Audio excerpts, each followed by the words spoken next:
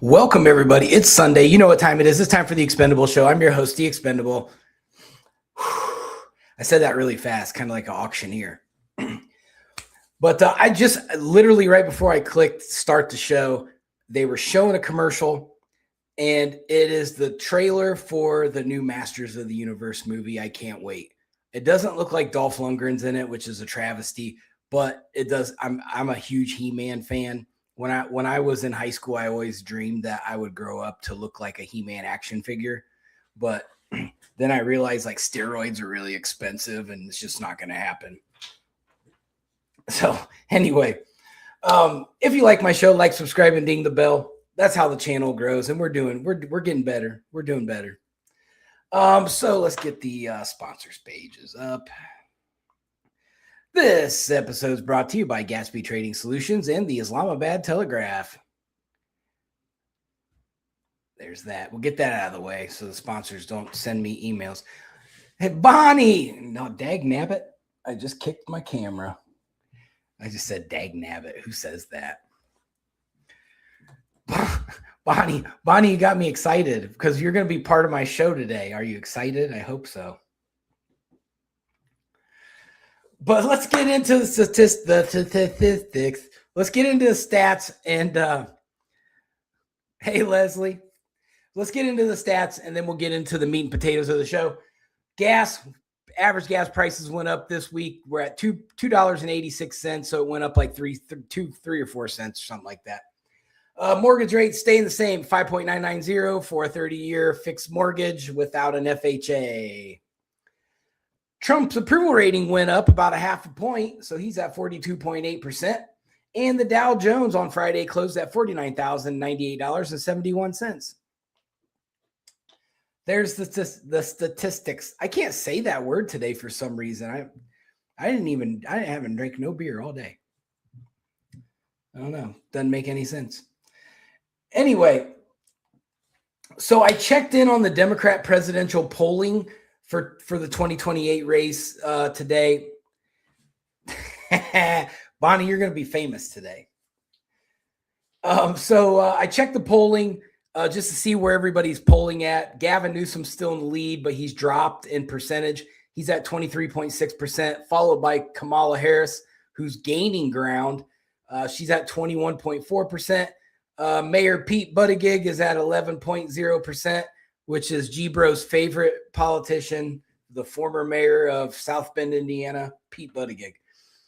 Alexandria Ocasio-Cortez, she's at 7.7%. J.B. Pritzker, who, man, he is a sloppy fat dude. Let me tell you that. J.B. Pritzker. I wouldn't want him to represent me doing nothing. He's at 4.8%. Shapiro, the Pennsylvania governor, is at 4.6%.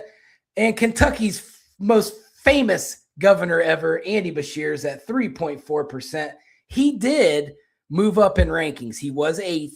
Now he's 7th. He jumped ahead of Tampon Timmy Walls, who he's losing favorability, of course, since he's been riddled in scandal. He's at 3.2%. The congressman from Arizona, Kelly, he's at 3.0%, and Cory Booker's at 3.0%. So there's your statistics for the presidential primary for the Democrat side.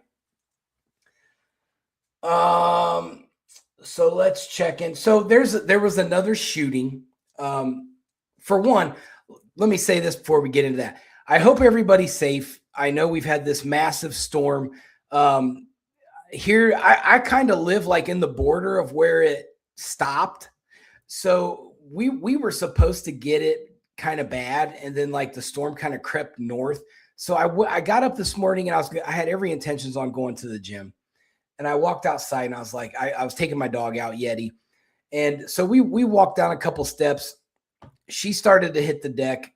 I'm like, Yeti, you're just going to have to shit yourself today. It's over with. Luckily, the ice melted in a couple hours. So then she didn't have to poop. So I got to take her out. But it was pretty icy out this morning here.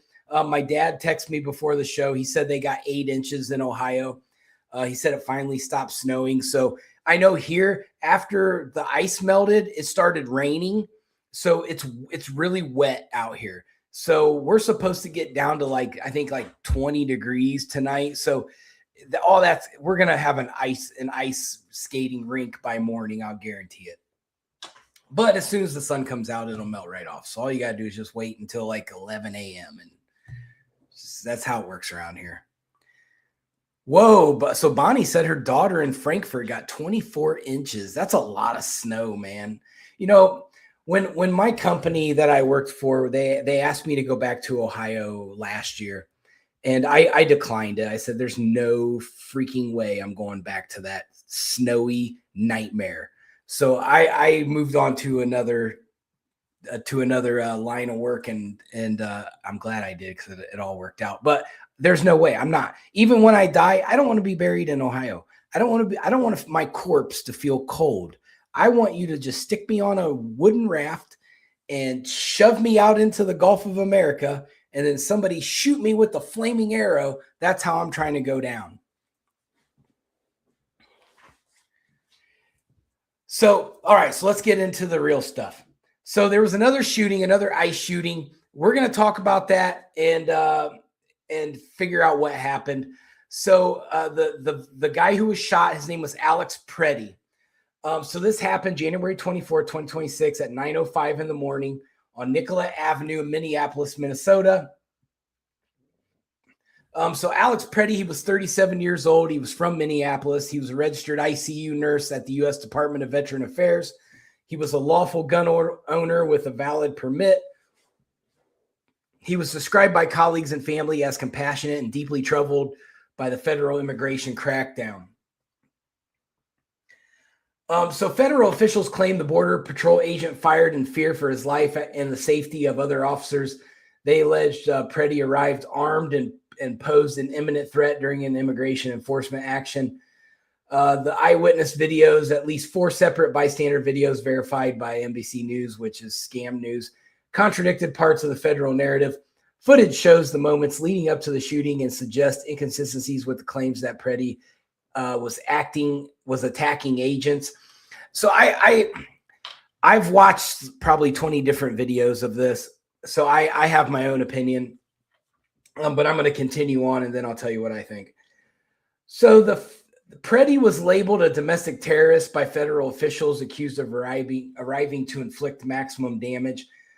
Family says he was protecting a woman who had been pushed down by the agent. Supporters say he was not aggressive and was targeted amid heightened tensions. So this was the second fatal shooting by a federal officer in Minneapolis in January, and the third shooting overall during the same month.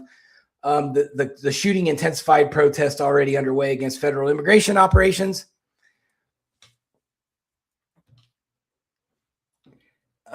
So they're doing candlelight visuals and all that, the stuff they always do after somebody gets killed. So here's my opinion on this. So like I said, I've watched this several times. I do think the ICE officers were a little hyper aggressive in this one. I know in the last shooting, I 100% agree with ICE on how they handled that. But this time I'm a little bit more skeptical. I think there's a little bit more to digest with this one. In the video, the officer does shove the lady to the ground, and this guy clearly does go into it looks like he goes to attend to her. And then the ICE agents nab him up. Now, when you're injecting yourself into what appears to be a use of force, you have now turned yourself into part of the investigation that you are now impeding. So that's how that's going to get looked at in the law enforcement world. So as soon as he does that in a use of force situation, he looks like he's coming to the aid of someone who they're trying to potentially detain. He is now committing a crime. Do I think there's more to this that needs to be looked at? Yes, absolutely. However, he's carrying a firearm, a concealed firearm. Yes, he has a permit for it. Everybody's verified that. However, once you've injected yourself into this criminal act, you are now in possession of a firearm in the act of potentially committing a felony. So it's not as cut and dry as what people think it is. That's why when these states that have castle laws, they still go through the process of going through what the events of what happened. You can't just shoot somebody sitting on your yard, sitting in your yard. There's more that you have to look at other than, well, he was trespassing, he didn't want to leave, so I shot him. That's not 100% how that works. Yes, generally 9 times out of 10, if there's an altercation and somebody gets shot and killed, the castle laws are going to apply. However, if you're in the commission of committing a crime, that changes all the rules. So he's also going to he could have been charged for resisting. I haven't heard what the commands were. If they were giving him commands, they were obviously they grabbed a hold of him. So he begins resisting arrest. He should have stopped resisting at that point. He does show clear signs of resisting. He could have been charged with assaulting an officer and impeding an investigation. So it's kind of like that. If you're coming up and you're not committing and you're not interfering, you're just an innocent bystander and you get assaulted and attacked for no reason, that's a whole other different scenario. Do I think there's going to be some fault on this one with ICE? Potentially. I do think that they do need to look at this one a little bit further. As opposed to the other one where there's plenty of video evidence that shows that she did hit that officer. Regardless of if it was a nudge, it doesn't matter. When you use deadly force, which is a vehicle, onto and even touch that person with that car, that's assault on a police officer, automatic felony. And it's an attack on an officer, so he has the right to defend himself. Now, this one is going to be a little bit different. They're going to have to really dissect it, and I probably don't have all the information needed to really make a clear determination. But from what I understand, it looks like he's at fault and probably potentially one of the ICE officers. So it'll be interesting to see what happens out of this one. However, I put the ultimate blame on the mayor and Governor Walz. They need to get these people out of the streets. I understand they don't want ICE in there, but it's the federal government. It's a federal agency. It's going to supersede that. It has to happen. They have to let it happen. You can't start an uprising at the behest because you don't want them there. But I don't want cops in my town, but guess what? They're here and I got to deal with it. So that's that. So next, I'm going to start a series starting to cover Clayton County here in Georgia. I think there's been a lot happening, and I've kind of stuck with this. I kind of have this deal with my county and my mayor here in my town, where you don't shit where you eat. But I don't live in Clayton County. I live next door. But the murder rate's going up. There's so much stuff going on in Clayton County that I think if we don't put a spotlight on it, it's going to continue to get worse, and we need to try to improve things in Clayton County. So when we look at Clayton County, obviously, for those of you who follow me, I've had the former sheriff of Clayton County, Victor Hill, has been on my show several times. I was just watching his podcast before I came on to mine, and he was talking about an incident that just happened that we're going to cover. I've been talking to Victor about this for about a week now.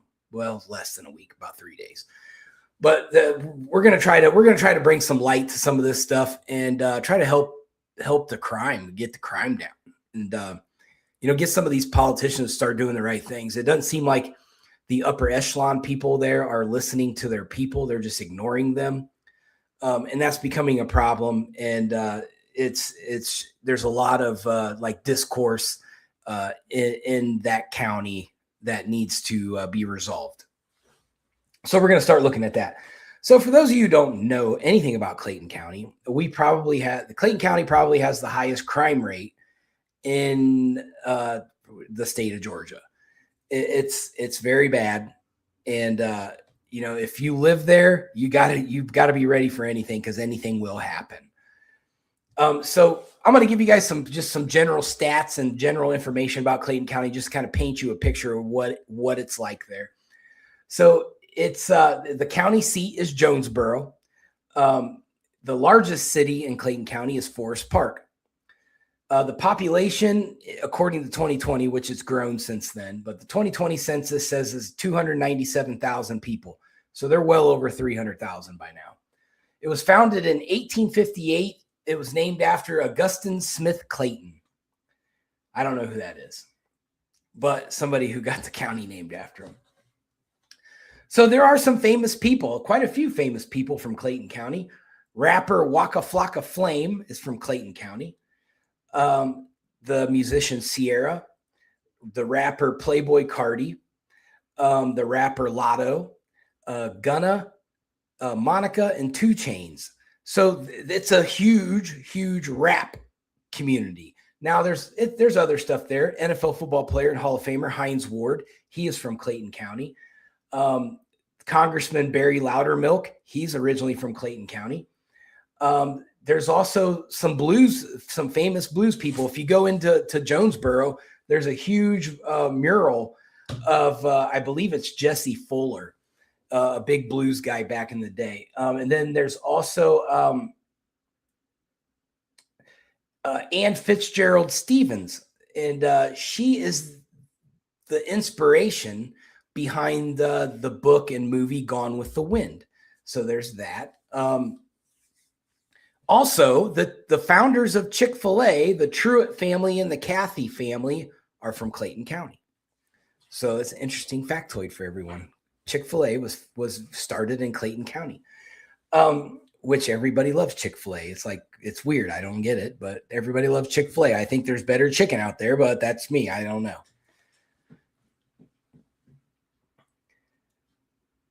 So some of the big stories of the big events of Clayton County in history, obviously being down here in the South, the Civil War, it was huge. So there was the Battle of Jonesboro in the Civil War. So Clayton County was the site of the Battle of Jonesboro, which took place in 1864. It was the decisive moment in the Atlanta campaign. There's also some folklore behind that battle that I found. They claim that there's hidden Confederate gold buried near Jonesboro somewhere. So now I feel like I need to go find it. So I'm going to go get a metal detector and I'm going to start treasure hunting Confederate gold.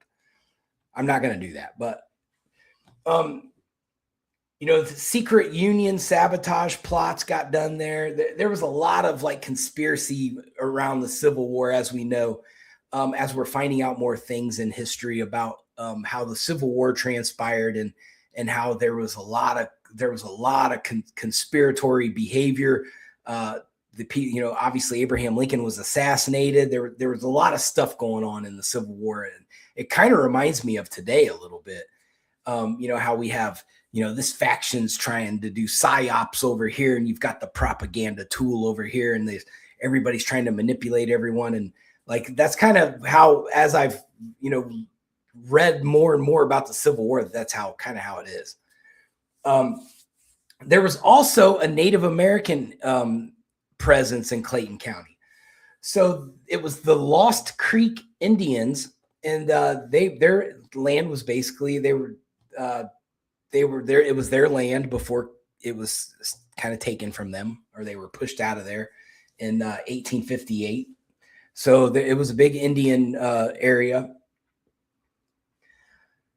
So some major things in the last 50 years in Clayton County. So they have high rates of serious crime, and it's ongoing.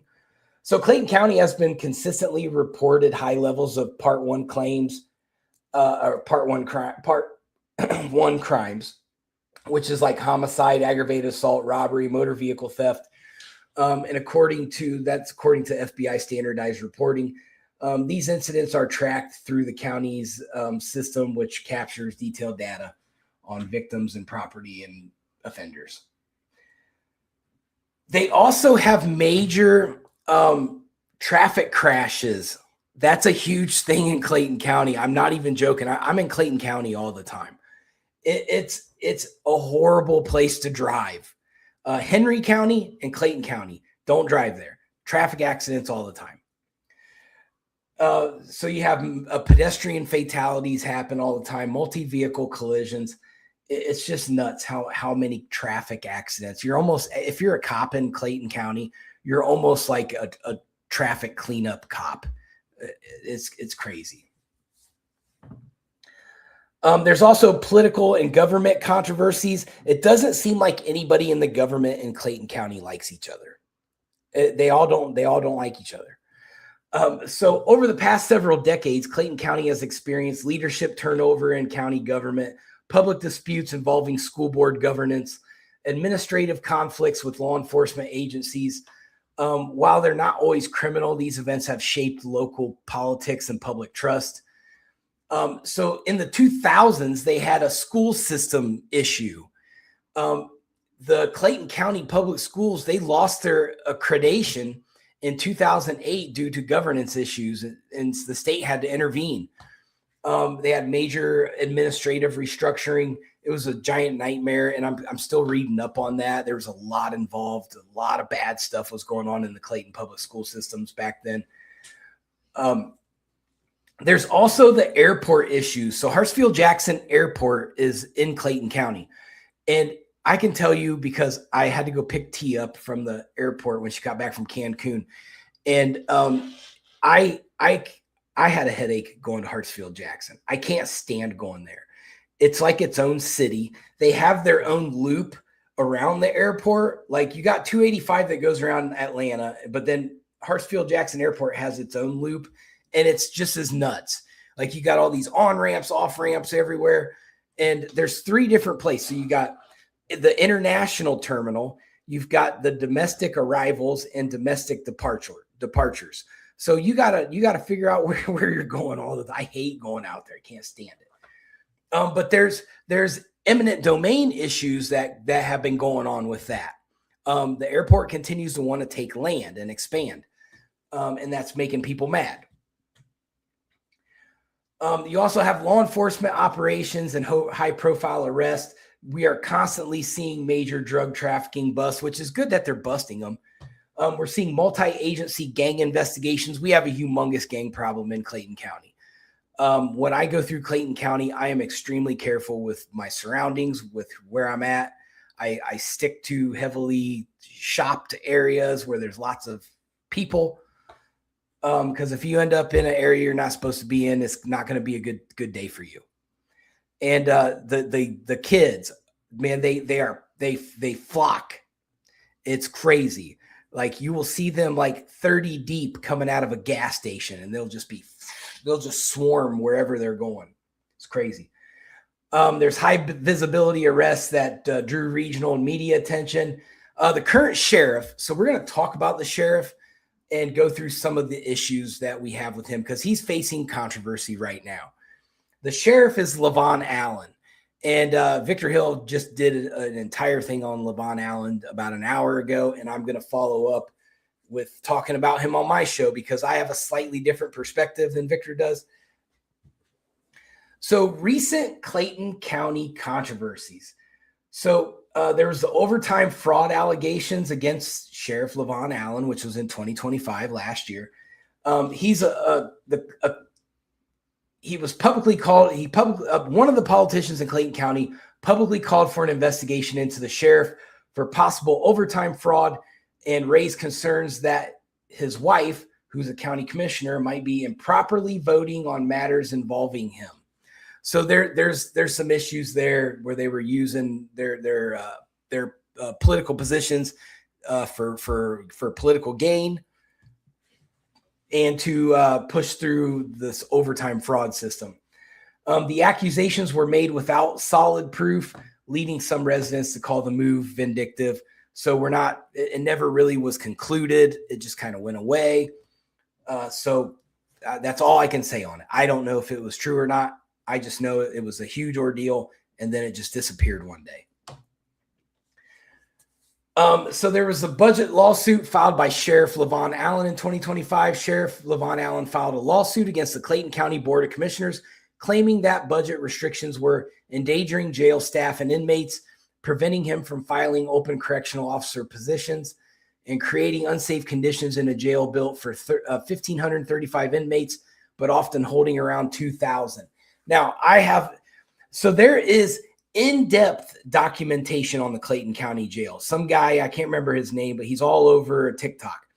He did an entire series where Sheriff Allen allowed him to come into the jail and document all kinds of stuff. And you're seeing like cells that are caught on fire, like the walls are black. The walls aren't black in that jail, they're white. But in certain cells, the walls are black. Why are they black? Because they're catching shit on fire in there. They're burning soot or they're doing whatever, but there's a fire that's happening in these cells. And it's bad enough and it's unmonitored enough to where the walls turn black. Like literally it looks like they were painted black, but it's fire soot. I don't know if they were making ink for tattoos. That's how they make ink. They just use some petroleum jelly and, they just start, some ink, a little bit of ink from a pen, and they burn it and it turns into soot. So, which it rises. They usually use a pop can. They burn it, it rises to the top of the pop can. They scrape it out into like a powder, and then they can do stuff with it, make tattoo ink. But anyway, it's a problem. There's been, I think Victor said we're on our 8th murder in the Clayton County Jail in the last year and a half. 8 murders inside the jail. Murders. There's gang rapes that happen in there. The jail's a disaster. Now, anybody from Clayton County, I've talked to a lot of Clayton County people. They will flat out tell you, look, I do not want to go to jail with the sheriff. Said Victor Hill ran a very tight ship, and it was a better jail. We didn't have to worry about getting murdered in the jail. And now it's overridden by the gangs. Now, so Levon Allen, he files a lawsuit and says, I need more money. I can't run this jail without more money and more resources. Victor Hill ran that jail with the same money and the same resources, and he ran it to a T. This is not a money problem. This is a leadership problem. And he can sue the county commissioners all they want. But if you get strict and you utilize your resources and you use your SRT teams appropriately and with an immense amount of presence and force, you're gonna maintain control over your facility. It's very simple. It is very clear that they are not enforcing anything in there. Corrections officers are getting assaulted. People are getting murdered, and we're seeing protests outside of the Clayton County jail now. People are scared of their loved ones in that jail. And you might say, well, they're criminals. They went to jail. They got to do their time. They didn't. People going in for DUIs don't expect death sentences. And that's where we're at with that. There's still civil rights. You can't allow these things to happen. You have to maintain the security of your facility. Right now, Levon Allen is failing in that aspect. I think his political stunt. See, Levon Allen has this obsession where he wants to be on TV all the time. He thinks he's trying to be a social media celebrity or something. So he allows this TikToker to come in, document everything, to show that we need more resources, but it backfired. What it showed me was, damn, who's running this place? What a shit show. How about get off your ass, get out from the TV camera and go down there and enforce some corrections rules. You're letting this jail get out of control, not funding, not Victor Hill. You are, Levon Allen is. So you're seeing this lack of accountability, self-accountability. Instead of him taking accountability for what's going on in that jail, he's pointing the finger at the county commissioners. Now he's suing them. He needs to get his ass down in the jail and start enforcing stuff. They can call Victor Hill whatever they want, but he ran a tight ship. Anybody in Clayton County that's been in during Victor Hill's regime as sheriff will tell you that You didn't mess around in Victor Hill's Clayton County detention facility. You will pay the price. And so it was very well ran. You had to look at the wall all the time. Like they'll tell you all these stories. They did not play. So also Levon Allen benefited from the Victor Hill's federal conviction. So former Sheriff Victor Hill was sentenced to federal prison for civil rights violations after ordering detainees to be strapped into restraint chairs for hours without legal justification. The U.S. attorney stated Hill's actions violated rights of 6 pretrial detainees. This case continues to influence local politics and public trust. So Victor Hill was sued, and that ended in a mistrial. So that worked out for him in that aspect. So there's leadership conflicts between the sheriff's office and county commissioners. There's budget and staffing crisis in the county jail, so they say, and there's lingering fallout from Victor Hill's federal conviction. Now, I have gone through. Victor Hill is a friend of mine. We have become very, very close friends. I have gone through his federal case with a fine-tooth comb. I've looked at every single jail cam of every incident that they talked about. There is no policy violation anywhere in there. That's everything that Victor Hill tells you about him being targeted is absolutely true. I could not find one crime committed in any of those videos. And I looked at him before I even knew who Victor Hill was. He had scheduled to come on my show, but I wanted to know the case before I talked to him about the case. So I went through everything. And that's when I was like, man, they stroked him for nothing just because he didn't listen. Victor Hill he's the sheriff. He's the highest ranking political figure in Clayton County at the time. And he ran his county like that. He did not relinquish control over to anybody. He said, the people of Clayton County voted me to be the sheriff, and I am going to enforce the law. I'm gonna run my jail with a tight ship and improve this community. And he never wanted to a mayor or anybody like that. He was the man, and he let everybody know he's the man. This is my county. Mess around, and you're going to face the wrath of Victor Hill. And they'll tell you that. The people in Clayton County will tell you that Victor Hill did not play. Since Victor Hill's been out, the crime rate has spiked through the roof. So the recent controversy in Clayton County is they've got this YouTube channel, the Clayton County Sheriff's Office. It's I forget what it's called, but it's they're basically recording all their pit maneuvers and uploading them to this YouTube channel. I think it's County Boys with a Z is the YouTube channel. I'll have to get it and post it on the comments after the show. But on Thursday night, January 23rd, 2026, at around 10:30 p.m. on Fayetteville Road near Smith Street in Jonesboro. I travel on Fayetteville Road all the time. It's heavily trafficked. I don't care if it's 2 o'clock in the morning, there's traffic on Fayetteville Road. It's one of those streets that doesn't sleep, and it's usually pretty busy. So an officer used a pit maneuver on former, I believe she was a county commissioner, but her name was Felicia Franklin Warner. And so she was a county employee, high-ranking county employee.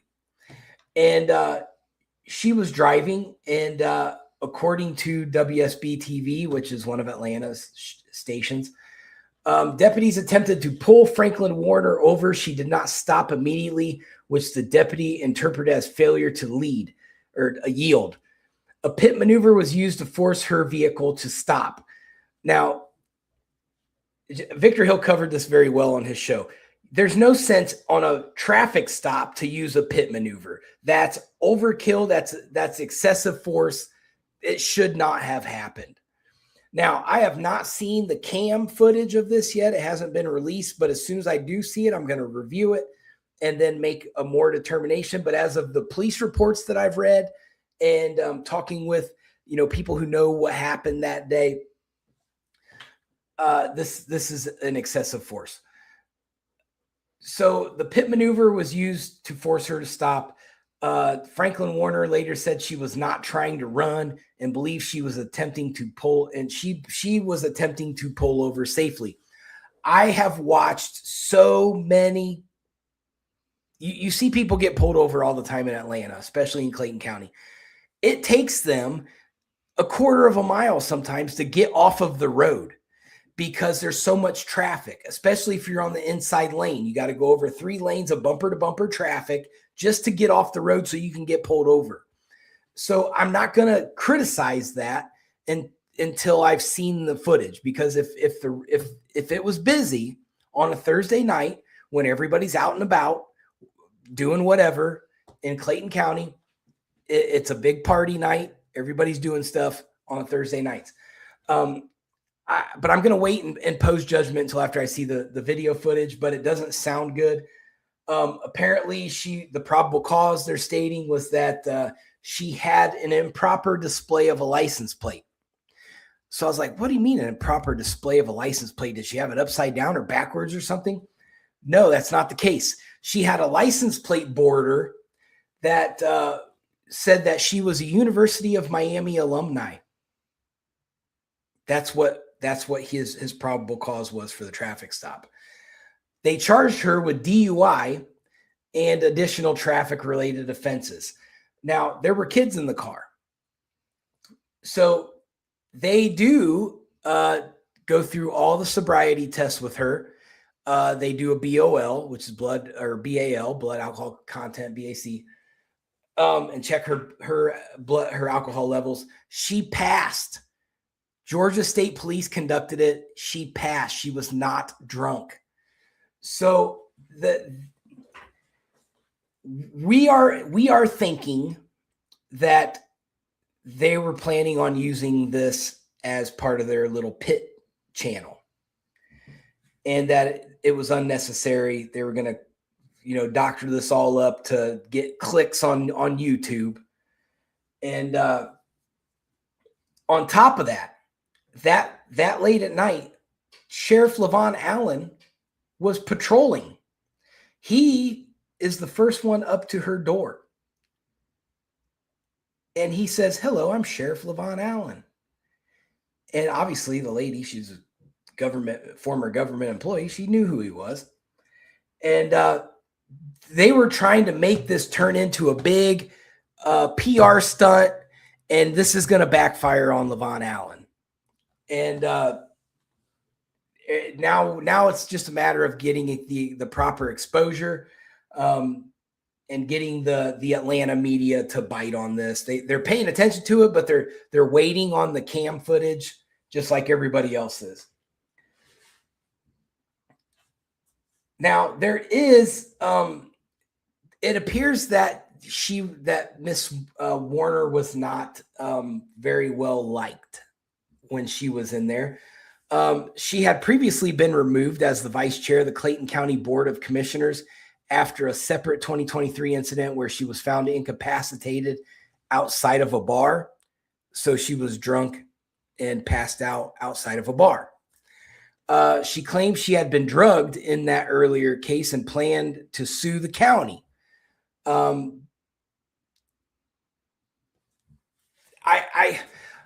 don't know. I can't say one way or the other. I do know that people get roofied all the time in Clayton County. So if somebody did that to her, it doesn't surprise me. It's a believable story.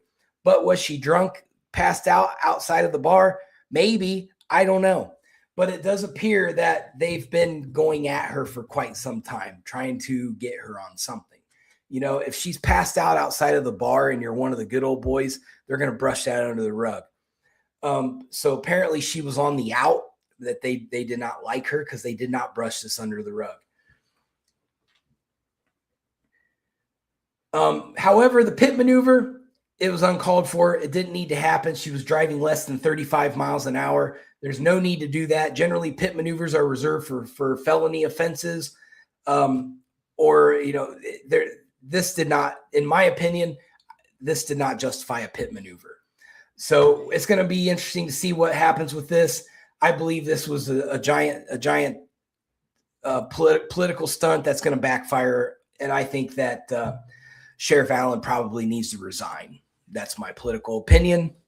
And but when politicians piss me off, I think they all should resign. So I'm still trying to figure out why Randall Weddle hasn't resigned.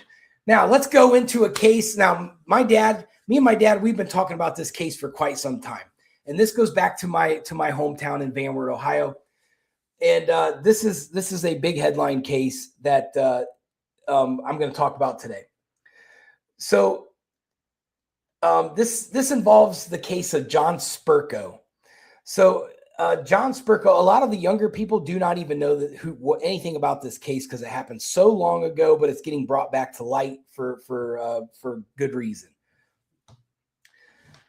So the background of the case. So John Spurko is doing time for murdering Betty Jane Mottinger in 1982. This was a year. I was 1 year old when this happened, just to give you some clarification. And it happened Miss Mottinger was the postmistress of the Elgin, Ohio, which is a little tiny little town. It's basically got an elevator and a post office, and that's basically it. That's all that's there. It's a four-way stop kind of thing. The story is, well, let me tell you I'll tell you the facts, and then I'll tell you what I believe to be true because I've been around a long time. I've heard a lot of the stories. So Spurko was arrested and charged with kidnapping and aggravated murder. In 1984, a Van Wert County jury convicted Spurko. He was sentenced to death. Spurko had maintained innocence for decades. In 1998, the Court of Appeals of Ohio upheld the dismissal of his second post-conviction petition. In 2008, Governor Ted Strickland commuted Spurko's death sentence to life without parole, citing the lack of physical evidence and residual doubt. Spurko continued to seek a new trial, arguing that there was no physical evidence that tied him to the crime, and new forensic methods like DNA testing could exonerate him. As of 2025, the court-ordered evidence review is the most significant step forward of potential reexamination. So they're going through this right now. And Spurko is, there's a good chance that he's going to get a new trial. There's a good chance that this DNA, the Van Wert County is fighting this tooth and nail, and it's because of money. This is why the Van Wert County does not want any court cases to get overturned, because Spurko's been in prison since 1984. So we're looking at decades of wrongful conviction lawsuits, and that's going to cost them millions of dollars. Van Wert County does not like spending money on court. They want you to plea out and go to prison. Just plea out. We'll back you into a corner. We'll plea you out, and you go to prison and just shut up, whether you're guilty or not. That's how they do their courts there. And so the real story that, and I have rubbed elbows with some of the nastiest, most baddest dudes in this whole county. I know a lot of the dirt that goes on, and one day I'm going to sit down and I'm going to tell all I know. And but in this case, there were two other individuals that Mrs. Mottinger, being the mail lady, was in the wrong place at the wrong time and happened to witness a very large unloading of a lot of drugs. And she was seen catching them. And so she was killed for that. She was a witness to the trafficking, which that leads to other very, very important individuals in the county. And we'll get to that someday. I'm going to tell that story someday because I do have a lot of firsthand knowledge of some of that stuff. So we'll talk about it someday. But Spurko's probably going to get a new trial. Van Wert County's fighting it tooth and nail, but I hope he gets it. I hope he gets exonerated. He's been fighting for a long time for his innocence. So good luck to him. Now, last thing we're going to talk about, Bonnie White, my dearest, most loyal follower, was arrested a couple days ago.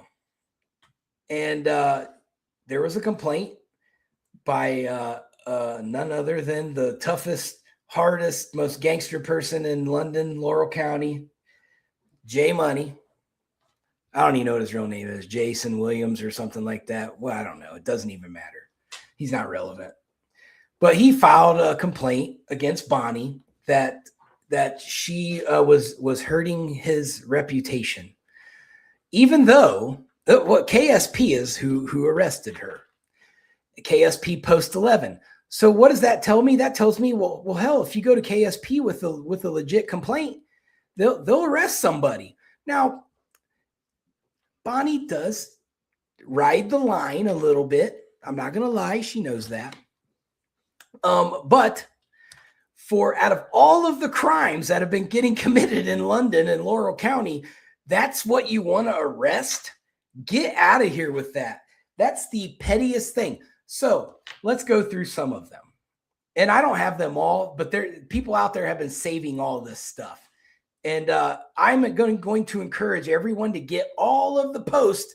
You know, when Jay Money says he's going to shoot people, when Jay Money, the last week when we showed the video of him saying, why don't we go in there and just whoop everybody, all the city councilmen, there's only 3 of them in there. That's a crime that he never got arrested for. Let's look at this one. Here's Randall Weddle with Andrew Yaden, your constable. And so it says the Mike Smith blacklist tour continues. This is a direct threat, harassment, utilizing the police department to go after Mike Smith. That's a crime. Every single one of these idiots in this picture should be arrested for this post for indirectly, directly threatening Mike Smith, who I believe his wife won a lawsuit against Randall Weddle. So that's the backstory behind that. So Randall Weddle uses the police department to politically try to intimidate Mike Smith any chance he gets. So that's how much every single one of these guys in this picture are complete trash. I'm just going to point that out. Trash. Next, here's Andrew Yaden's post about that we've talked about on this show already, where this is about Bonnie White, who was just arrested. So Andrew Yaden, there's more to the post. He's making fun of Bonnie, like basically harassing her. Your Constable Yaden, harassing Bonnie White. Well, then Justin Van Hook, who's a KSP officer, he says, just saying, pretty sure she lives in your district, or whenever you get trained, you could always write her a ticket or 2. Is that not conspiracy?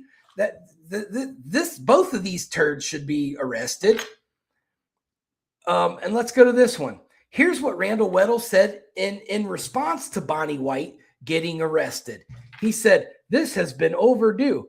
Mind you, this is on the Mayor Randall Weddle Facebook page, so it's official capacity. He said, she stalks me every day. I offered to feed her one day, and she just started barking at me like a dog, screaming, aliens control me and that I created storms. They need to get a mental evaluation done. I really believe her family could draw a check on her, missing out on a lot of money. That's your mayor saying that about someone in your community. And this is wrong on 1,000 different levels. Randall Weddle should resign off of that post. He's not fit for office. Just like Anthony Morgan at the bottom there says, he says, you are not fit to be in office. And he is not. And the fact that this news outlet, Manchester Enterprise, allowed this to happen is completely telling as to what they're all about. And we're going to get to that in a second. But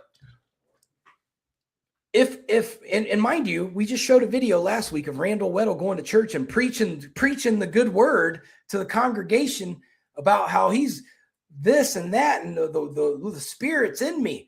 But then a few days later, he makes a post attacking someone in the community that potentially could have a mental illness. We don't know. I don't know if Bonnie has a mental illness or not. Only she knows that. But for Randall Weddle to say that, to poke fun of her for maybe or maybe not having a mental illness and saying, well, hell, maybe they should just go start collecting a check. Like, what kind of human being are you? You're a piece of shit. That's what you are. So that is very telling. I don't care what the Weddle people say about me. They come at me with stupid shit all the time. But this is the most disgusting, despicable thing that I've ever seen a politician post about somebody that they're supposed to be representing. He should resign immediately and face as much criminal investigations as possible. Sorry, that got me burnt. Now, this one. Sorry, I got a screenshot of a podcast on there. This is from the Manchester, the news outlet. I think it's Express, the Manchester Express. I'm going to have to pull it up because the words are really small. I'm going to have to read it word for word. So give me a minute. Give me a minute here.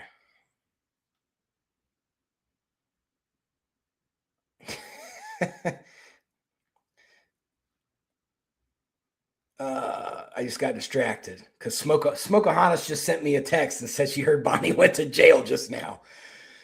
So I got to text her back and fill her in. So here's what the Manchester Enterprise said. They said Bonnie White of London was arrested Friday afternoon by Kentucky State Police on charges of harassing communications and harassment. This is the same woman that hoped our newspaper office would burn to the ground.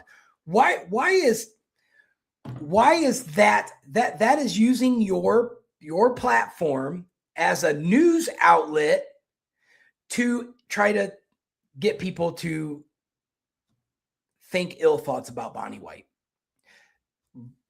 Bonnie White is fighting tooth and nail for that community. She is one of very few people that have the balls to stand up. And yes, she may not do everything exactly right. I don't do everything exactly right. However, she's fighting the good fight, and people need to be backing her. And right or wrong, she's being targeted. And the fact that they didn't turn around and arrest Jay Money for the 5,000 threats that he's made online towards Bonnie and other people, the city council specifically, that should be terroristic threats right off the bat. KSP Post 11 needs to turn around and go put handcuffs on Jay Money right now. And if you need it, we can go bring you the hundreds of posts of threats that he's made and the videos that we've collected on him and present them for you. It should be a case closed, open and shut case. You should be able to get a pretty easy conviction. Even the dumbest prosecutor on the planet could convict that case. So now here's the thing. If this happens and evidence is presented to KSP and they say, well, there's nothing to see here, we know the deal. We know the deal because there's way heavier evidence that Jay Money's committing crimes every time he turns around than there is of Bonnie White committing a crime. So that's where I'm at. And things need to start happening. And you can't just sit back as a sheriff, John Root, and do nothing, as a KSP Post 11 and do nothing. You guys are all neglectful in duty. And now maybe KSP's right, maybe they're wrong, but if you're going to enforce the law on one, enforce the law on them all. That's all I got to say about that. So that's my show for the day. I hope everyone enjoyed it. And everybody, please stay warm. I can't stress it enough. I know y'all are freezing up there up north. I know my family's talking about it. Kentucky's frozen. My daughter sent me a picture this morning. They're she's in Georgia, up by Athens, and like they're snow covered up there. So they didn't get the snow y'all got, but they got like maybe 1.5 inches or 2 inches, it looks like from the picture. But everybody be safe. Check in on your loved ones and make sure everybody's okay. But I'm out. See you on Wednesday. Peace.